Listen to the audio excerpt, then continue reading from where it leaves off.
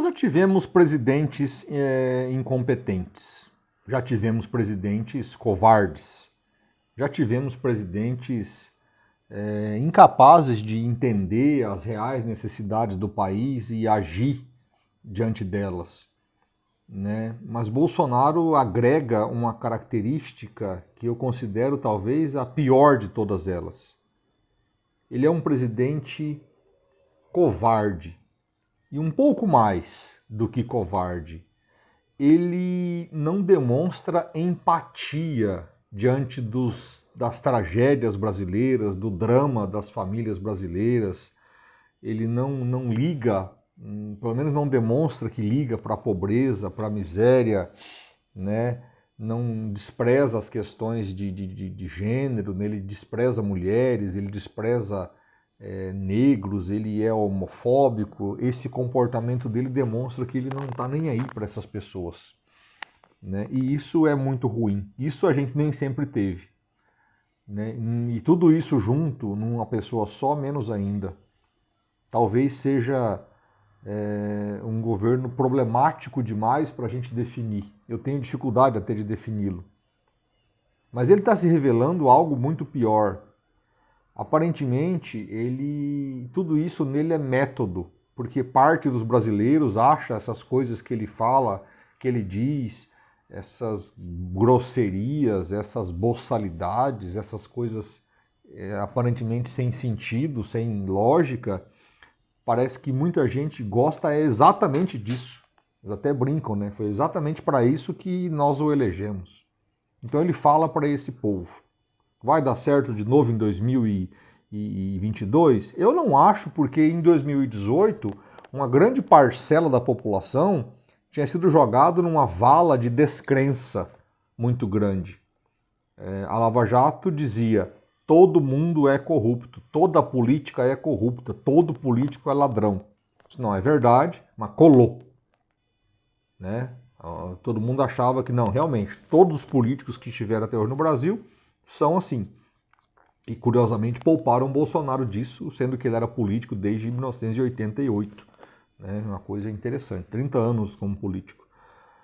Mas enfim, foi, né? Ele conseguiu convencer uma parte importante do eleitorado que eu acho que ele não consegue de novo, uma parte mais esclarecida. Né? Tenho uma preocupação muito grande com os meus colegas evangélicos. Eu sou cristão, católico, mas os católicos apoiaram, a maioria apoiou o Bolsonaro, né?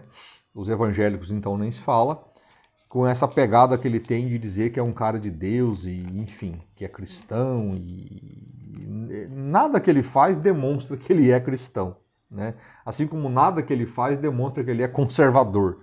Se você acha que Bolsonaro é conservador, você não sabe o que é uma pessoa conservadora, porque ele não é. Uma das características de um conservador é preservar as instituições. O conservador topa mudar a instituição, mas ele não topa desfazer a importância dela. Um exemplo disso é uma mentira que Bolsonaro conta sobre eleições. Ele, de novo, disse num culto de uma igreja lá em Anápolis, contou uma mentira gigantesca pela quarta ou quinta vez. Diz que tem provas de que a eleição de 2018 foi roubada. Isso é mentira. Ele não as tem. Essas provas simplesmente não existem porque a eleição não foi roubada. Ele disse que ganhou no primeiro turno. Não há nenhuma evidência disso, né? E fica com esse papo furado de voto impresso. Se tiver voto impresso no Brasil, vai mudar nada. Na verdade, pode até piorar algumas coisas, porque aí você vai ter gente fazendo confusão com votos impressos, como era antigamente. Antigamente era uma bagunça, as eleições no Brasil demoravam para ser contadas. Ah, mas não tem como fazer auditoria, né, de uma eleição no Brasil de hoje. Mentira, tem sim. Na porta de cada sessão fica lá, né, uma impressão de uma listinha lá de quantos votos teve naquela urna. Cada líder de partido pode colocar um fiscal ali para pegar, ó, na urna tal teve tantos votos. A urna não tem conexão com a internet. Não tem como você violar a urna. Ah, mas lá no TSE podem manipular os dados. Se cada dessas fichinhas for controlada pelo partido, é só você somar. O que o TSE faz é só uma soma. O TSE não tem esse poder de manipular votos. Acredita nisso quem quer, mas não tem. né? Mas enfim, mas mesmo que o voto impresso seja aprovado, ele vai provocar tumulto na eleição de 2022 caso ele perca. E eu acho que a chance é grande dele perder. Quem vai ganhar, não sei. Espero que a gente não fique escravizado pela polarização bizarra, né, que está se anunciando aí, Lula e Bolsonaro, né? Entre Lula e Bolsonaro, a saída eu acho que é o aeroporto, ou o porto, ou a estrada na fronteira. Eu acho que essa é a saída para o Brasil, se chegar nisso. Eu não quero ter que escolher, acho até que não vou escolher de novo um candidato se isso acontecer. Eu espero que a gente esteja em outro caminho. Mas isso é outro assunto. Mas além dessa mentira que ele ganhou as eleições no primeiro turno, que isso é mentira, né? O presidente contou outra mentira que eu considero bastante grave também, que é de dizer que as vacinas não têm comprovação de eficácia. Isso é mentira. É uma mentira grotesca e pior. Ele induz pessoas a não tomar a vacina, a desacreditar da vacinação. E isso demonstra um pouco de aquilo que eu disse, falta de empatia. Existe maldade nisso. Isso é muito grave. Tem maldade nisso. Isso é um traço de psicopatia ou sociopatia, sei lá. Você sabe que está fazendo mal a alguém, mas você não liga. Tem muita gente que acredita no presidente, que entende que ele é uma pessoa... Afinal de contas, ele é o presidente. O presidente é uma pessoa confiável para muita gente. Especialmente aqueles que votaram nele. Muita gente leva a palavra do presidente a sério. Não tem vacina sendo aplicada no Brasil em fase de teste, como se a gente fosse cobaia. Isso é mentira. Isso é negacionismo.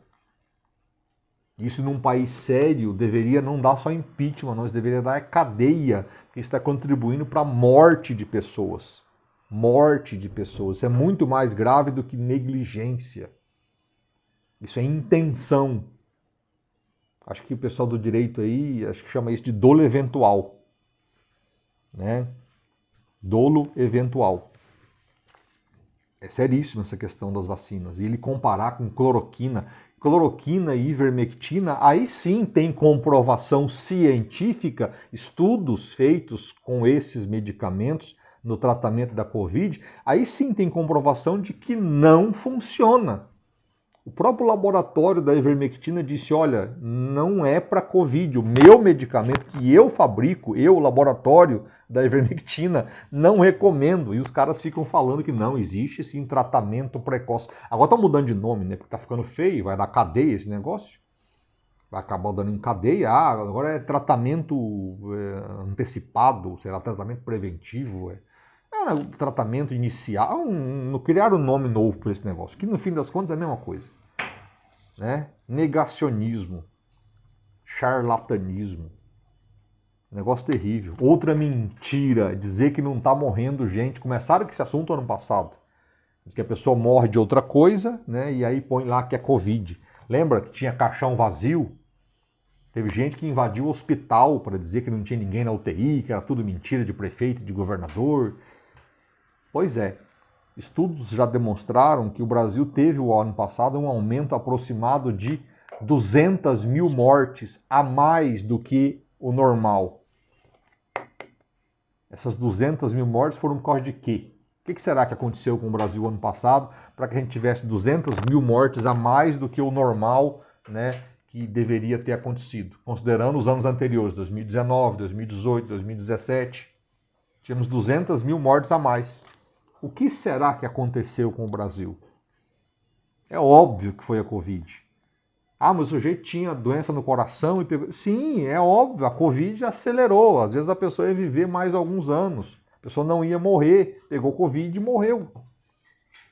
Aí fica um papinho furado, uns caras de uns programas jornalísticos bizarros, especialmente na Jovem Pan, o tal de Adrilles Jorge, o Rodrigo Constantino, Caio Coppola, que é até da CNN, né? Fica lá aquele papo de morreu com Covid ou de Covid? Que diferença faz? O cara morreu, a pessoa morreu, é um ente querido, é um filho, é um pai, é uma mãe, é uma irmã. A pessoa morreu, pegou Covid e morreu. A pessoa não ia morrer se não pegasse Covid. Ou talvez tivesse sido vacinada. Outra mentira também desse governo. Vacina não funciona. Como assim não funciona? O Brasil tem o maior programa de imunização do mundo. Todo esse bando de Zé Ruela que fala que vacina não funciona já foi vacinado de um monte de doença. Desde pequeno no Brasil.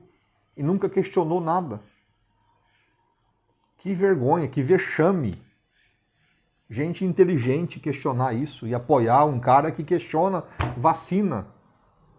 Só isso aí, em país sério, já era para dar cadeia. Não é nem impeachment, não, é cadeia mesmo. Em países sérios, é lógico. O Brasil é outra situação, né? E aí vem agora uma notícia interessante da Pfizer, né, que é uma das farmacêuticas, laboratórios que produziram vacina. Tem gente vacinando já com a Pfizer, né, no Brasil. Ela procurou a embaixada do Brasil, acho que em Nova York, não sei, Washington, sei lá, nos Estados Unidos, para oferecer a vacina, para ver, olha, vai atrasar, a gente vai entregar em dezembro, por que vocês não estão querendo? E mais, a Pfizer ofereceu a vacina mais barata do que ofereceu para os Estados Unidos e para a Europa, para Israel e Inglaterra. A Pfizer considerou que o Brasil poderia pagar menos, é um país mais pobre. A Pfizer queria usar o Brasil como modelo de vacinação eficiente. Por quê? Porque o Brasil tem o melhor sistema de vacinação do mundo. O que a gente não tem? Vacina. Então a Pfizer queria usar a gente como, pô, olha lá, viu? Minha vacina funciona, está reduzindo as mortes. Milhões de doses a partir de dezembro.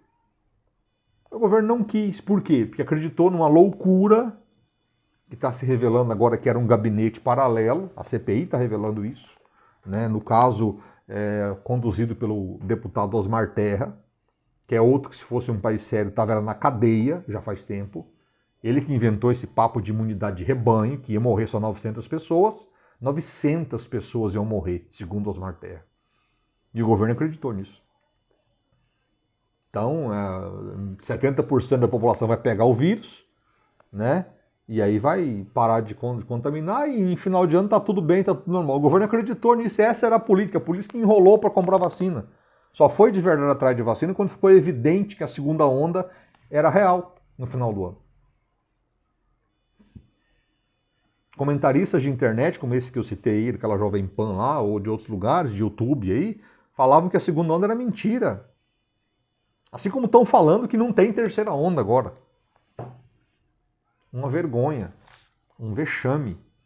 A Pfizer ofereceu milhões de vacinas e o governo enrolou, recuou, ficou lá dizendo que era porque era caro demais. A Pfizer está demonstrando que não era mais barato.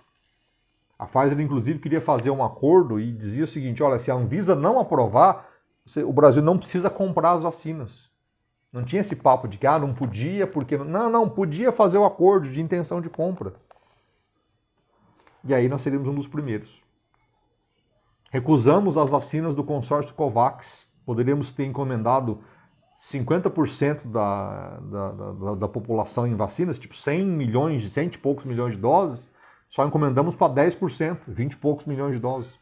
Por quê? Não sabemos. Acreditando imagina-se que esteja porque acreditou na imunidade de rebanho. Não vai precisar de vacina, vão resolver isso com imunidade de rebanho. Ou seja, todo mundo se contamina. E aí para o contágio. Só esqueceram de escutar o Átila, por exemplo, Yamarino lá, o divulgador científico, o biólogo, né? Ficaram tirando o sarro do cara. Ele falou que ia morrer milhares de pessoas, talvez até 1 milhão de mortes se não fizéssemos nada. Já estamos em 500 mil. E ele também falou que se o vírus ficasse circulando aqui, novas variantes iam surgir, porque vírus é assim, se você não controla a circulação do vírus, vai sofrendo mutações, surgem novos vírus.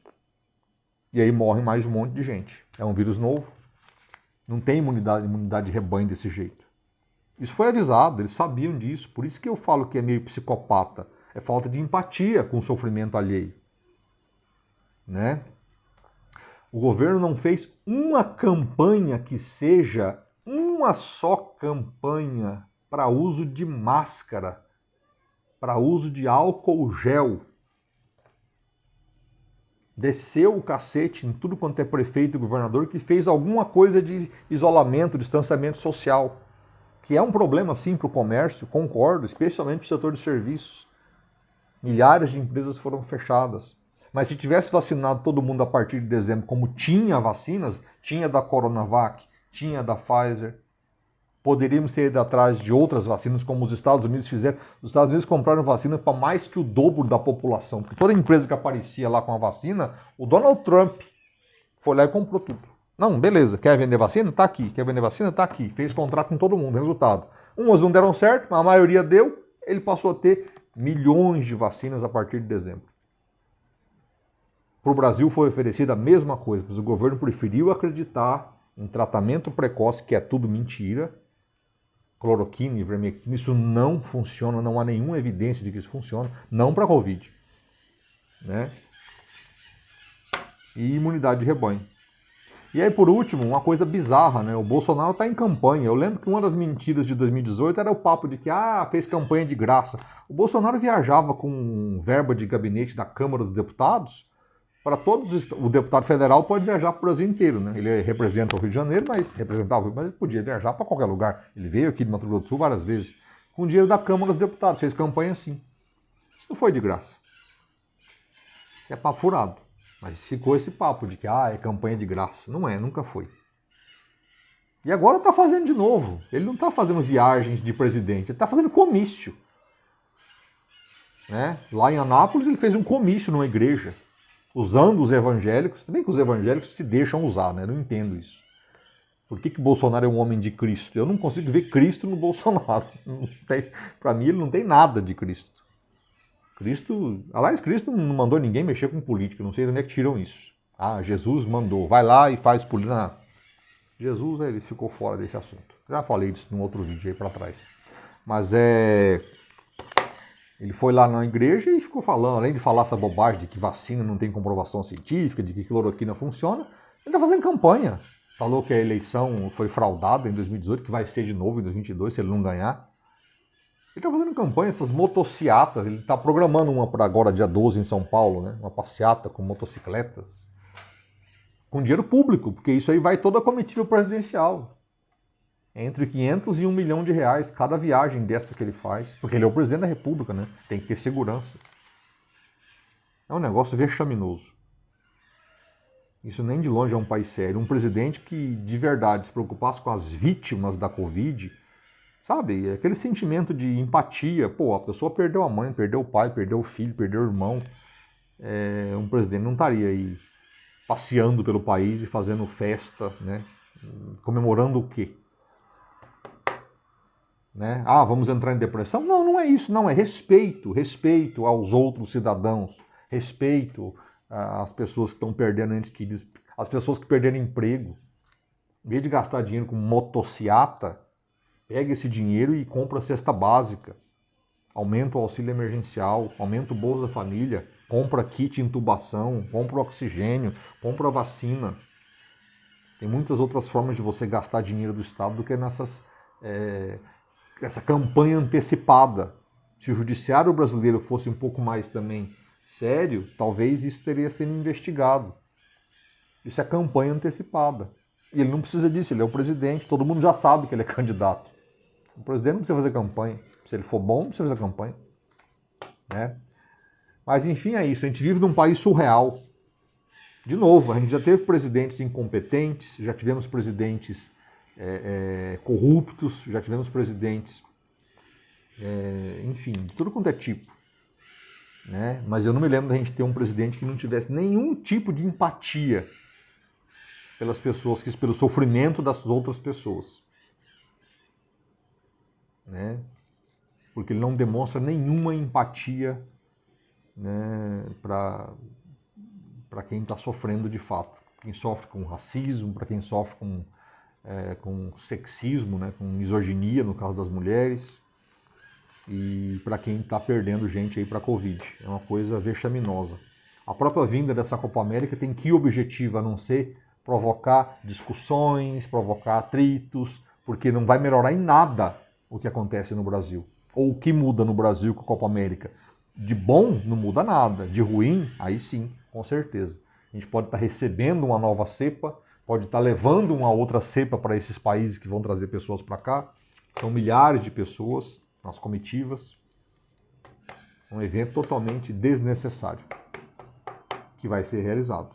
Mas, né, isso demonstra muito bem quais são as preocupações do nosso governo e também a alienação dos jogadores, né, que toparam participar dessa patuscada, da CBF, que não precisa nem dizer nada, né, a casa bandida do futebol, CBF, né, o nome já diz por si, fica explorando os clubes aí do Brasil.